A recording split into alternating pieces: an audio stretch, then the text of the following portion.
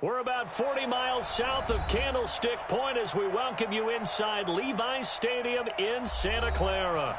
The scene a few moments ago, here it is. It's unlike any other in sport as both teams made their way out of the tunnel. These folks are fired up as their guys are ready to do battle between the Minnesota Vikings and the San Francisco 49ers. And that drives coaches insane, doesn't it? When they see that happen, it just doesn't feel right, does it? Plus, you're giving up yardage. Okay, ready? Right, 64, weak. Check, crunch, let's go. Now on first down, he'll drop to throw it. Oh, he's going to air it out right away. And this is going to be intercepted. Picked off inside the 10. And a terrific return as he'll take it up past the 35. An aggressive play call to start this game. It backfired, but aggressive, no question about that. Is that one of those statement calls? Trying to let you know that they're going to be aggressive right out of the gate, but that one hung up just a little bit too long. He made a nice play on the ball defensively and was able to pick it off.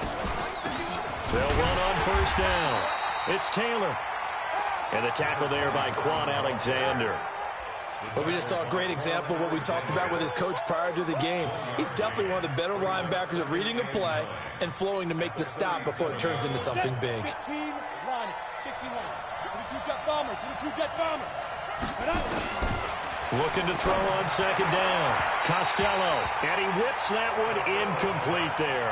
Stephon Diggs, his intended receiver, and it's third down. After an incomplete pass on second down, that'll leave him trying to convert on 3rd and 9. Back to throw. Costello looks to throw, fires right side. And that's going to be incomplete. The coverage too good there. The contact popped the ball free, and it's 4th down. On 4th down, here's Matt Bosher on to punt. The speedster Dante Pettis back deep to return. And that is much too long. That's into the end zone for a touchback. The 49er offense set to get this drive underway. And they've got to be thrilled to have this game still at 0-0 after the interception thrown on the very first play of the game. They certainly do. And what I enjoyed was watching him on the sidelines because as the deep... Nowhere to go here. He lost the football.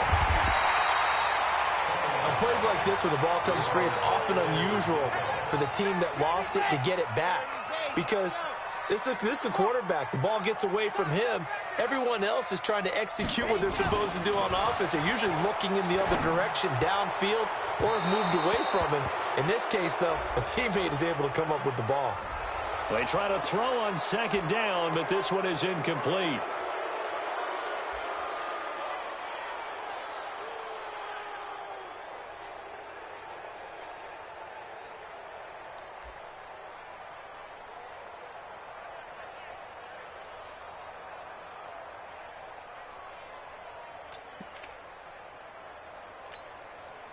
Now they face a 2nd and long following the holding penalty. From the shotgun, he'll look to throw. His throw incomplete. The intended receiver, Marquise Goodwin. But now it'll be 3rd down. I think he's a little trigger happy right there, and it turned into an ill-advised throw into their zone. Well, we know he has confidence. He'll throw it any place, anytime, anywhere. That time it fell incomplete.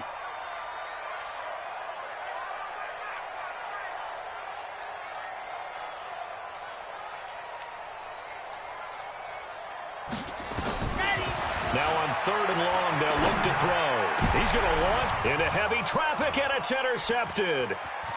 Picked off at the 33. And he is going to get this one back to the 20-yard line.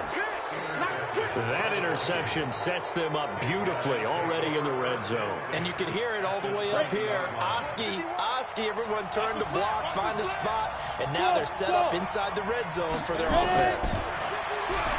Throwing to start the drive. Costello, nowhere to escape, and he goes down. DeForest Buckner with a sack, the former number 7 overall pick. He probably feels like he cannot get a break. He was sacked 7 times last week. And here we go again in the first quarter. And we always talk about the internal clock of a quarterback in the pocket and how he has to have a real keen sense of it in order to get rid of the football. After being sacked 7 times last week, that clock has been sped up. They'll try and run for it on 1st and goal. And the result here, a pickup of 8. Leaves him with 2 to go on 2nd down. He was well over 100 yards last week. He told us this week, a little ambitious, that he wants to hit that 200 mark. We'll see. Makes sense, though, doesn't it? Have we ever run into a running back that had a great game the week before that didn't think that's just going to naturally continue? Just make sure you feed me the football. And that's what they're all about. Continuity, rhythm, number of carries. Just keep giving it to him. His path became similar to almost running a stretch play, didn't it? Trying to find a crease, anywhere to put his foot in the ground and cut back. It just never materialized. And he will take this one into the end zone for a Viking touchdown. It's their quarterback. His 3rd touchdown now on the year, as his guys are able to strike first here in this opening quarter. Extra point by Marr, up and good. And it's now a 7-0 game. Following the touchdown, here's Marr to kick it away.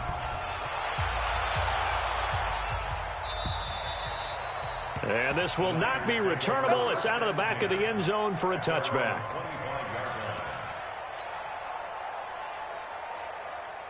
The San Francisco offense ready to start their next drive. And it's been a miserable start for them offensively. Obviously, 2 drives, 2 interceptions. And this is where you have to know your quarterback and know how you actually have to reach him. Do you do it with a little bit of humor? Maybe you break the ice a little bit, like, hey, didn't we practice in that colored jersey all week, not the one that you're throwing it to? Or maybe you have to be stern with him. But whatever it's going to take to get the message, it has to be done. He's putting the game in jeopardy. Officially nothing on that last run. They'll try again, 2nd and 10.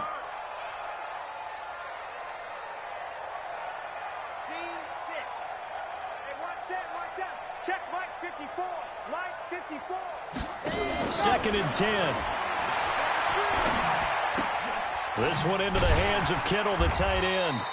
He'll be dropped after a gain of about 6 across the 30 to the 31. He missed on his first 3 passes, was 0 for 3. Now gets a connection. Maybe that'll get him going. Yeah, it wasn't a time for panic, but there was some concern because once you start in a certain pattern, you're wondering, can you get out of it? And that flips the other way, too, when you're throwing it really well. In this case, now he's got his first completion. They think he might be off to the races. Now, meanwhile, a pass that should have been intercepted, but it winds up falling incomplete. That makes him now 0 for 2 here in the first quarter on 3rd down conversions. And now they'll look to their defense because they need them to step up so they don't fall further behind here in the early going.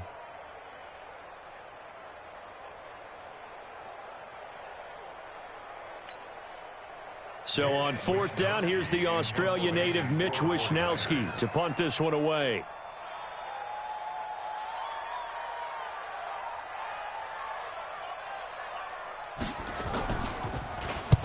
He was only asked to punt once in the victory last week as he sends this one away. So the punt rolls out of bounds, and they'll have pretty good field position here up near the 40-yard line.